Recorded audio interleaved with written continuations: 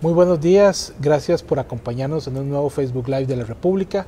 Nos acompaña hoy acá en la redacción del periódico el señor Albino Vargas, secretario general de la ANEP y del colectivo sindical Patria Justa, a quien le agradecemos por estar con nosotros. A don Albino lo hemos invitado para conversar sobre temas de empleo público, para hablar sobre el costo de los salarios, sobre el déficit fiscal, sobre la huelga en los servicios esenciales. Empezar preguntándole, don Albino, si es cierto que los salarios del sector público generan un alto gasto para el Estado, como se ha dicho, y como se ha atacado por ciertos actores, ¿no?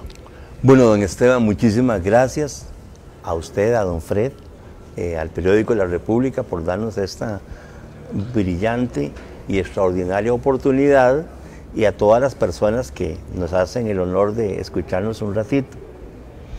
Mire, yo voy a empezar por una frase, una respuesta que un colega suyo le hizo en aquellos momentos de tensión y antes de la huelga a la ministra de Hacienda, Rocío Aguilar. Contundentemente él le preguntó que si los salarios del empleo público eran responsables del déficit fiscal, y ella contestó que no. Ella contestó que no, porque la gran pelea que hemos tenido, don Esteban, todos estos meses, todos estos años, es que la torta del déficit fiscal está en otro lado. Está en otro lado, y una de esos lados es el alto endeudamiento público y el, palabras de doña Rocío, obsceno pago de intereses de la deuda pública. Don Albino, ya vamos un poco a llegar a la especificación de eso. Correcto. Recuerdo que en este debate del tema fiscal, la misma Contraloría la Contraloría General de la República dio a conocer ciertos informes técnicos sobre el costo de los salarios públicos. Incluso eso nos permitió hacer un ranking a nosotros con los salarios más elevados de la administración pública, y vimos, por ejemplo, que las superintendencias, la Corte, la Defensoría de los Habitantes tienen salarios promedio muy altos. Por ejemplo, en las superintendencias, más de 30 millones de colones al año es el salario promedio. En la Defensoría de los Habitantes viene siendo 2 millones y pico. En la ARECEP cerca de 3 millones. En la Corte era como de 2 millones y pico, igual que la Asamblea Legislativa. Entonces, de repente, algo precisamente de la denuncia de que el costo de los salarios públicos es muy alto, tiene que ser cierto. Don Esteban, nosotros nunca hemos defendido esos salarios. Nunca hemos defendido lo que llamamos los salarios de las burocracias doradas. Agréguele usted los salarios bancarios, los altos salarios bancarios, y con muchísimo respeto lo digo, los académicos de lujo de las universidades públicas, ¿verdad? Entonces, ¿por qué no empezaron por ahí? ¿Por qué Alvarado, Pisa no empezaron por ahí? ¿Y por qué le hicieron tanto daño?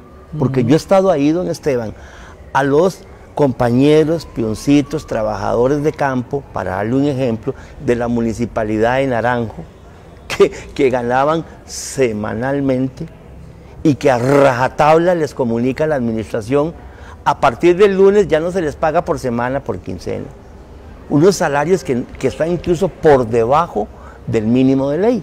Esas son las graves injusticias que se cometieron en esta gigantesca, espeluznante campaña de periodismo de odio, que yo llamo así, que hubo durante muchos meses, de culpabilizar a los salarios del empleo público como responsables del déficit fiscal. Ahora llegan a la locura, perdónenme la expresión, de que usted tiene un policía de la fuerza pública cuidando su barrio, digamos, ¿verdad?, con el salario viejo, ya cortado, y va a tener a un policía de la fuerza pública con el salario dizque arreglado, como lo dice la ley del combo fiscal, peor todavía. Y en ambos casos, en los salarios de la fuerza pública nada tienen que ver con el déficit fiscal, como sucede con los de las policías penitenciarias, los del MINAE, los de migración, los de tránsito, los policías fiscales, para darles solo un ejemplo. Pero digamos, si hay casos en los cuales de repente los funcionarios públicos ganan más por lo que están bueno, en primer lugar, vean, calificados. Sí, en primer lugar, una vez nosotros propusimos una idea, le pusimos el nombre de Ley General de Salarios de la Alta Cúpula Político-Tecnocrática del Estado. Okay. Usted metía ahí todos esos grupos que usted mencionó y los que yo le acabo de mencionar. Y nadie se sale de ahí, Nunca tramitaron una ley. En su obsesividad enfermiza contra todo lo que es empleo público, porque yo creo que hay algunos jerarcas de este gobierno que tienen una cuestión ya patológica, enfermiza contra el empleo público. Había que arrasar con todo, ¿verdad? Había que arrasar con todo, y en este momento el gobierno de Alvarado Pisa tiene al 99%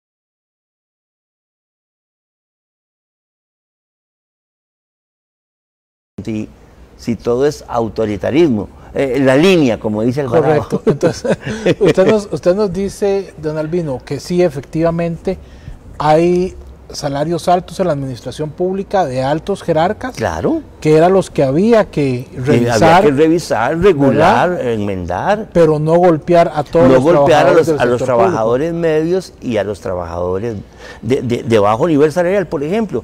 ¿Por qué no fueron estos diputados a visitar a las señoras que trabajan en los CENSINAE para que conocieran su realidad salarial? Vuelvo al ejemplo de los recolectores de basura. Vuelvo al ejemplo de los policías penitenciarios que trabajan 8 días en una cárcel y los 8 días se van para afuera. ¿Me entiende? Entonces, hicieron una generalización absurda, confrontativa, que dejó muchas heridas, porque van a quedar muchas heridas en esta sociedad. Y yo creo que en las próximas elecciones que vienen, las municipales y las generales, algunos partidos corren el riesgo de extinguirse. Pero don Albino, ¿y qué pasa, digamos, por ejemplo, con oficiales de tránsito de UCR que ganan 2 millones, guardas en esa misma institución que tienen salarios por encima de 1 millón, que claramente no deberían estar ganando digamos, eso? Si esas cosas existen, son casos puntuales. Ajá. Son puntuales, es decir, usted se los plantea, usted, rectoría en la Universidad de Costa Rica, se lo plantea a quien corresponda, ¿verdad? Pero eso no es el problema, ese no es el problema. Y esto es una oportunidad de oro, ¿verdad? Y es que el problema es esto, el problema grave es esto, el problema grave es el altísimo endeudamiento público. Vea, el año pasado se utilizaron 3 billones de colones, no millones, billones de colones en el servicio de la deuda pública. Y el 46,7 de esos 3 billones fue concepto de intereses. Si usted coge ese 46,7% de los 3 billones, le da otra suma gigantesca, y si usted la hace por día, o sea, cada 24 horas, ciudadanos, el Ministerio de Hacienda tiene que ir a conseguir 4.000 millones de colones, 4.000 millones de colones diarios, solo para intereses, no para el principal. Correcto, bueno, todos exactamente, estamos pagando esa torta todos. Todos estamos claros de que estamos altamente endeudados, claro, como y que el país. Presupuesto público no alcanza para financiar el Estado. Pero digamos, en esto de los incentivos, don Albino, porque digamos, muchos de estos están por convención colectiva y bueno, son, ¿cómo que se llama?, agregados al Código de Trabajo. ¿Cómo regular esto? ¿Es necesario regularlo? Es que la discusión fue mal planteada, le voy a decir por qué, y lo podemos sostener con todos los números que tenemos. ¿Por qué fue mal planteada? Porque usted mezcló regulaciones de empleo público, que a lo mejor, como quedó demostrado, hay que hacerlas con un tema fiscal. Y usted, por la vía de regular el empleo público, usted no le va a hacer ni cosquillas al tema fiscal. Se aprovecharon de la oportunidad. Claro que se aprovecharon de la oportunidad. Okay. ¿Para qué? Para no entrarle a cosas como esta. Okay. 6 puntos de Producto Interno Bruto en exenciones y en exoneraciones. 6 puntos de Producto Interno Bruto en exenciones y en exoneraciones. 6 puntos es igual a esa cifra terrorífica que nos dijeron que a final del 2019 el déficit fiscal podría estar entre 6 y 7. Entonces mezclaron dos cosas. ¿Por qué? Porque hay una cuestión ideológica de por medio, ¿verdad? Recuerde que yo estoy convencido que en el gobierno de Alvarado, bueno, él se entregó, por decirlo elegantemente, a la visión neoliberal, ¿verdad? A la visión neoliberal como lo hizo el Partido Unidad y como lo hizo el Partido Liberación. Entonces, ni van a resolver el problema del déficit, lo patean para adelante. El Fondo Monetario Internacional les dijo, no sirvió, hay que probar un nuevo paquete de impuestos. Las calificadoras de riesgo, las 3 más importantes, le dijeron al país, no alcanza con eso. Y entonces, ¿cuál es la gran solución de Alvarado? Endeudarnos con 6.000 millones de dólares más, ¿verdad? Y quien venga en el 2022, ahí tatica Dios, que a ver qué hace. Correcto. Aunado a todo este debate de los salarios públicos, también viene pues una ley de empleo público, ¿no? En estos días ha circulado un borrador que todavía no está listo. Se habla de que un 80% del salario de los futuros trabajadores será salario base, el resto serán incentivos. Pero ¿qué expectativa tiene usted de este proyecto de ley? Vea, primero, ya lo venimos aclarando y lo hacemos de nuevo, ¿verdad? ANEP no ha tenido nada que ver en lo que están cocinando de empleo público entre Mideplan y Hacienda, que tengo entendido, ¿verdad?, por el correo de las brujas, y el correo de las brujas de ANEP a veces es muy eficiente, que ha habido fuertes roces entre la ministra de Mideplan y la ministra de Hacienda, al punto que la ministra de Mideplan dijo que si no tomaban en serio sus consideraciones, ella presentaba la renuncia. Lo cual es usual en este gobierno, ¿verdad? Está notado, ¿verdad? No puedo sentirlo, Dalvido, pero sí me he dado cuenta un poco de que hay algunas discrepancias. Hay discrepancias internas, como las hay con la canasta básica, como las hay con la regulación de Uber, como las hubo con el de Habdeba que le cortaron la cabeza, con la ministra de Salud que se negó a modificar un decreto a favor de las tabacaleras. El presidente fue muy claro, la línea es esta y el que no está será corto. No descarte usted que en próximos días haya más cortes de cabeza o más renuncias. Pero mire, no hay ninguna expectativa de nosotros de ese proyecto de empleo público que van a mandar. Primero, es un proyecto de empleo público atropellado, es producto de ocurrencias y es parte de un chantaje político. Carlos Ricardo Benavides, que es el verdadero jefe de fracción del gobierno en la Asamblea Legislativa y que quiere ser el nuevo presidente del Parlamento, le ha dicho al gobierno, vea, señores del gobierno, si quieren los votos de liberación para los eurobonos, tienen que mandar un proyecto de empleo público, cualquiera, pues tienen que mandar algo, ¿verdad? Y ha venido jugando diciéndole, vea, pero los 6.000 millones de dólares no se los vamos a aprobar de un solo tiro, no, en tractos. ¿Ah? Primero 1.500 millones, después otros 1.500 millones y así, para ver si ustedes están dispuestos a honrar su palabra de que van a mandar algo de empleo público.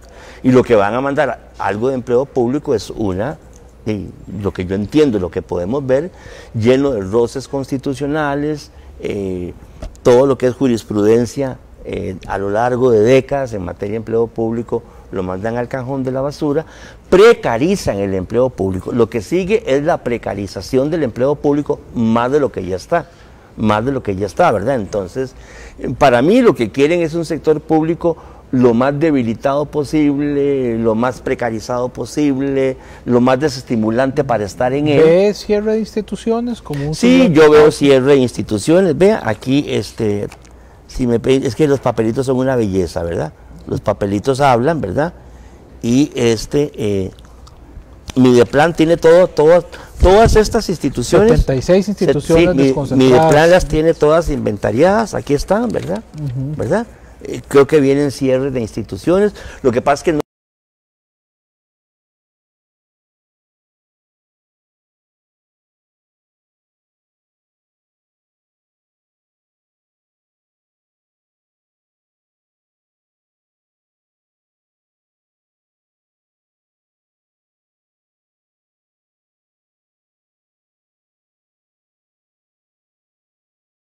la orden de salida de ese privado de libertad. En detalles pequeñitos usted va viendo cómo vienen desmantelando, caotizando el sector público, ¿verdad? Porque, bueno, yo creo que esto, el grupo del poder, que para mí son 4 personas, el grupo de poder en el gobierno de Alvarado, pues todos conocemos, tienen una trayectoria política, tienen una trayectoria ideológica, tienen una trayectoria económica que siempre enfatizó en que el empleo público o el sector público era el enemigo del desarrollo de la economía. Cuando ahora, yo no sé si usted está enterado, me imagino que sí, cuál es la discusión política de cara a las próximas elecciones de Estados Unidos, que está planteando el Partido Laborista Británico con Jeremy Corbyn, ¿verdad? ¿Qué está sucediendo, por ejemplo, también en otros lares de Europa, donde efectivamente se está conceptuando que el sector público sigue siendo vital para la reactivación económica? Y vea, otro documentito. Yo esperaba leyes en la Asamblea Legislativa con base a estos 10 desafíos fiscales estructurales. Que fueron las recomendaciones que ustedes hicieron. Sí, pero que además las hizo el Instituto Centroamericano de Estudios Fiscales, ICEFI, que puede ser cualquier cosa menos prosindicalista. Y aquí están, es que es interesante, estos 10 señalamientos del Instituto Centroamericano de Estudios Fiscales definen de pe a pa todo lo que han hecho mal, Liberación, la Unidad y ahora el PAC en la gestión económica del país. Históricamente el PAC ha sido un partido, y abro comillas, cercano al sector público, ¿no? El mismo Otón, que es su fundador, él se autodefine como una persona estatista y que no quiere la venta de activos del Estado y demás, pero al llegar al gobierno hacen lo que nunca habían hecho partidos como Liberación y el PUS. Sí. Bueno, en estos momentos yo le puedo decir a usted que el Partido Acción Ciudadana es el partido más antisindical de los últimos tiempos. Superó a Liberación y superó a la Unidad. 2, puedo decirle que el Partido Acción Ciudadana es hijo de la calle. Nació después del Combo Dice. Y por mi madre, que está en los cielos, recuerdo a don Otón Solís visitando la ANEP, visitando la Junta Directiva Nacional de ANEP, para pedir permiso para que este servidor que les habla fuera su candidato a diputado, en la primera vez que él lanzó su partido. Y le puedo decir también, si van y revisan lo que los del PAC llamaban sus propuestas a la ciudadanía, la primera, Otón Solís decía que de llegar al gobierno recogería una propuesta de sectores sindicales donde estuvo ANEP, que se llamó la Tercera República, que todavía sigue siendo completamente vigente. Vigente, ¿verdad? ¿Qué pasó en el interín entonces? Bueno, en el interín pasó, bueno, a mí me parece que en el Partido Acción Ciudadana tuvieron muchos infiltrados, permitieron muchos infiltrados, resentidos, digamos, de la repartición de huesos y puestos de Liberación y la Unidad, que en las trifulcas internas en esos partidos quedaban resentidos y quedaban gente por fuera. Me parece que mucho oportunismo llegó al PAC. Y finalmente, pues el gran capital, hay que admitirlo muy inteligentemente, luego del tanate de los expresidentes Calderón y Rodríguez, luego lo que le pasó a José María Figueres Olsen, se dieron cuenta que esos 2 grandes partidos ya no les servían de plataforma electoral para llegar a las suertes del poder, y sutilmente se fueron pasando al PAC. Recuerde que Luis Guillermo Solís hizo una alianza con la Unidad, ¿verdad? La hizo con doña Nelena, la hizo vicepresidenta. Doña Nelena, una estimable ciudadana, pero su padre es un poderoso miembro del capital de este país, ligado a la Unidad. Y bueno, y el acabose fue lo que yo llamo la estafa electoral que hizo Alvarado con ocasión de la segunda ronda electoral de hace un año, precisamente por estos días, me parece. Todo el mundo estaba atónito. Claro, usted señalaba en estos días algo en un tuit a propósito que nosotros recopilamos. ¿Sí? Que usted comparaba a todos los presidentes con don Carlos en este momento. Sí, yo creo que ni Calderón, ni Arias, ni Miguel Ángel, ni Laura, ni Luis Guillermo, ni José María, ni se me olvida alguno, ¿verdad? Habían batido récords en repudio ciudadano sin siquiera haber logrado el primer año de gobierno. Alvarado los rompió todos. Lo rompe todo. Usted lo ve en los memes que circulan todos los días de él, ¿verdad? Todos los memes que circulan. Bueno, al menos usted lo señala para el sector público, ¿no? Sí. Pero ¿será esto nacional? Bueno, yo pienso que uno que visita comunidades, por supuesto que hay un sector muy contento con él, el sector del alto corporativismo empresarial. Yo soy uno de los que dice que la UCAEP está cogobernando. La Unión de Cámaras, UCAEP, está cogobernando y tienen a uno de sus más distinguidos representantes, lo tienen con oficina en Casa Presidencial, que es don André Garnier, ¿verdad? Con quien, por cierto, el IRA firmó un convenio recientemente para capacitar mano de obra en las empresas de don André Garnier. Claro, don Albino, entonces, esa parte sí está contenta con él.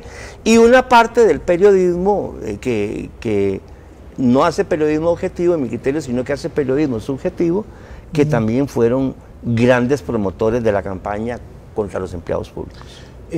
Hablábamos un poco sobre empleo público y hablamos también sobre los motivos de déficit, entre otras cosas, y sobre la labor del gobierno de Carlos. Pero quería preguntarle también sobre otro tema importante que está en la Asamblea Legislativa y que casualmente lidera Carlos Ricardo Benavides, el tema de la huelga en los servicios públicos esenciales. Como usted bien sabe, el año pasado tuvimos un movimiento de protesta grande que se extendió creo que por 86 días. Sí, hasta en esta esquina estuvimos varias veces. Correcto, sí, nosotros lo escuchamos varias veces por acá. Sí. Y después de eso se generaron varios proyectos, uno para redefinir la lista de huelga de servicios esenciales, y otro para establecer plazos y eso, bueno, que todavía no empezó a discutirse, pero ¿cómo podría calificar usted a estos proyectos? ¿Debilitará más al sector público? Mire, yo lo planteo así, don Esteban. Primero, hoy en día hay mucha gente convencida de que los sindicatos teníamos razón en levantar la bandera contra el combo fiscal, ¿verdad? Y si usted analiza bien el discurso de los sindicatos, no era cierto que nuestro principal motivo era los salarios de los empleados públicos. Era sobre todo el impuesto de ventas al valor agregado, un nuevo impuesto mucho más injusto, y la ausencia de impuestos o de control a los gigantescos niveles de evasión fiscal. Yo he sostenido que prácticamente los sindicatos somos como la única voz que queda para criticar, para cuestionar, para denunciar, incluso para hasta proponer. Pero me perdonan si cometo injusticias, pero en términos globales nosotros no vimos al movimiento cooperativo en ofensiva contra el combo fiscal, no vimos al solidarismo en ofensiva contra el combo fiscal, no vimos a los colegios profesionales, no vimos a las asociaciones de desarrollo comunales, no vimos a los estudiantes universitarios, no vimos a la iglesia, ¿verdad? Que con el mensaje del Papa Francisco, con todo respeto, la Iglesia Católica Costarricense debió haber asumido otra posición. No lo vimos, solo los sindicatos. Entonces, ¿qué hace Carlos Ricardo? Bueno, yo creo que estamos enfrentando la ofensiva antisindical más feroz de los últimos tiempos, con esos 3 proyectos de ley. Porque son proyectos de ley que incluyen la palabra, el concepto, disolución sindical. Me decían expertos de la OIT que el concepto de disolución sindical en una legislación solo se conocían en casos de dictaduras, sobre todo las dictaduras del Cono Sur, ¿verdad? Ahora resulta que don Carlos Ricardo quiere que si nosotros venimos a hacer una manifestación aquí en las cercanías de la República y de casualidad estamos ocupando la mitad de la calle y la otra mitad de la calle pasando tránsito sin bloqueo, podrían acusarnos de que hicimos bloqueo y podrían plantear la disolución del sindicato cuya bandera esté ahí, cuando a lo mejor lo pueden haber hecho personas hasta infiltrados, como nos sucedió, que nada que ver con los sindicatos. Entonces ahí está, incluso el proyecto de Carlos Ricardo es tan raro, que la Corte Plena tuvo que decir, vea, si ustedes van a aprobar ese proyecto de ley, y ustedes van a llevar la resolución final de una huelga hasta Sala Segunda. o hasta corte plena. Ahora, pero digamos... Perdón, y el otro es el de doña Yoleni León, también diputada de Liberación, bueno, era del PAC, pero se hizo de Liberación, que es el listado de la huelga en servicios esenciales, para que todo sea servicio esencial, para que no quede nada que no sea esencial. Incluso los maestros. Incluso los maestros. Por dicha ya están apareciendo las opiniones expertas y tienen muy calladito en la Asamblea Legislativa. Va a tener a nosotros, los sindicatos, darlo a conocer. Hay un contundente pronunciamiento de la Organización Internacional del Trabajo, la OIT, que les advierte, en el lenguaje de ellos, diplomático por supuesto, que eso que están haciendo en regular huelga en servicios esenciales es algo abusivo que va contra la doctrina internacional del derecho que Costa Rica debe observar por ser miembro de la OIT. Y el otro proyecto es de una señora diputada que se llama Paola Vega, que ella quiere impedir la reelección de dirigentes sindicales. Eso es del PAC, Paola Vega, del PAC. En realidad son los mismos, ¿verdad? Liberación, la Unidad PAC, hoy es lo mismo, es como la fracción más grande de la Asamblea y la que controla la Asamblea. La del PAC lo que quiere es que los dirigentes sindicales no se reelijan más, ¿verdad? Bueno, eso le afectaría a usted. Bueno, yo en realidad voy de salida. ¿Cuánto lleva usted al frente de ANEP? Voy a cumplir 28 años al frente de ANEP y muy orgulloso de estar en ANEP. Correcto. Porque he tenido el apoyo de mucha gente y más allá de ANEP, y voy a seguir ahí hasta que Diosito quiera o hasta que la gente de la ANEP me eche, la gente de la ANEP, no esa señora diputada. Pero usted ya está pensionado, ¿verdad, don Alberto? Sí, yo sigo trabajando, yo sigo en esto, le doy gracias a Dios, estoy lleno de salud, gracias a la seguridad social que tanto he defendido, porque voy a la caja, voy a Levi's a que me controle y todo eso, ¿verdad? Y entonces estoy aquí, pues todavía tengo mucha confianza y todavía creo que puedo dar mucho más por una sociedad inclusiva y solidaria, porque yo estoy en un periódico que refleja muy bien los intereses del empresariado de este país, la República. O sea, su nicho de mercado va dirigido al sector productivo y nos parece correcto. Y nosotros no somos enemigos de los empresarios. La ANEP no es enemiga del empresariado ni de los grandes. Lo que somos enemigos es del robo de impuestos, de la elusión, de las exenciones abusivas, porque tiene que haber exenciones también. Correcto. Tiene que haber exenciones, ¿verdad? Y también de que no se respeten los derechos laborales, ¿verdad? Pero esta sociedad da para que quepamos todos. Yo lo que creo es que hay un sector muy codicioso, muy ambicioso, enfermizamente ideologizado. Yo lo resumo en una muletilla: todo mercado, nada Estado, ¿verdad? Y eso nos ha llevado a estas confrontaciones. Y déjeme decirle, yo no soy el dueño de los movimientos sociales ni nada, pero aquí se está incubando algo muy serio, en realidad muy serio, y me parece que puede empezar por Limón. Bueno, sí, en Habdeba hubo un recorte de presidente ejecutivo, pero en la Caja, en la Junta de Protección Social, en la Corte, hay de repente señales de presidentes ejecutivos que no quieren apegarse a la reforma fiscal. Yo lo que creo es que no son señales, son rebeliones abiertas. Porque recuerde que estos mismos diputados que aprobaron este mamotreto de ley, este mamarracho de ley 9635, no quisieron dar los votos para una consulta de constitucionalidad por el fondo del proyecto. ¿Qué está pasando? De que estas instituciones están aplicando lo que ellos entienden la autonomía constitucional, ¿verdad? Porque muchos especialistas, y en cuenta este señor que tengo aquí, a quien conocí en esta lucha, el licenciado Eduard Cortés Garita, acaba de escribir este libro, Ley 9635, fortalecimiento de las finanzas públicas, impacto en el sector municipal, y los alcaldes están aterrorizados. Los municipios van a depender en materia de recursos humanos de Mideplan y en materia financiera de Hacienda. Hacienda va a meter mano en los municipios, en presupuestos, en superávit, hasta en el presupuesto de base fundamental, en aras del famoso endeudamiento público, ¿verdad? Entonces, que por cierto, en ese proyecto de empleo público nosotros hemos venido puyando para que se pronuncien los dos agrupamientos de autoridades del régimen municipal. Uno es la Unión Nacional de Gobiernos Locales y la otra se llama Asociación Nacional de Alcaldías e Intendencias, ANAI. Ninguna de las dos ha querido decir nada. ¿Y cuál es nuestra sorpresa? Que en el proyecto de empleo público que están dando a conocer, vienen que la ANAI y la Unión Nacional de Gobiernos Locales van a formar parte del Consejo Nacional del Empleo Público. Por supuesto no les sirve que se caiga la ley. Doctor, don Albino, un poco usted señalaba ahora sobre el tema del paquete fiscal y quisiera preguntarle, porque parece que no va a alcanzar para resolver el tema. ¿No va a alcanzar? ¿Qué pasaría si el gobierno acepta la recomendación del Fondo Monetario de pedir que ese IVA no sea de un 13 sino de un 15%? Sí. Digamos, las condiciones se han venido calentando mucho para que de repente el gobierno tenga que salir a decir, porque el mismo Carlos dijo que este año no, pero el señor presidente no descartó que eso pudiera pasar en 2020. Sí, vea, yo creo que crece el sentimiento, a veces abierto, a veces tácito, que dice los sindicatos tenían razón. Los sindicatos tenían razón.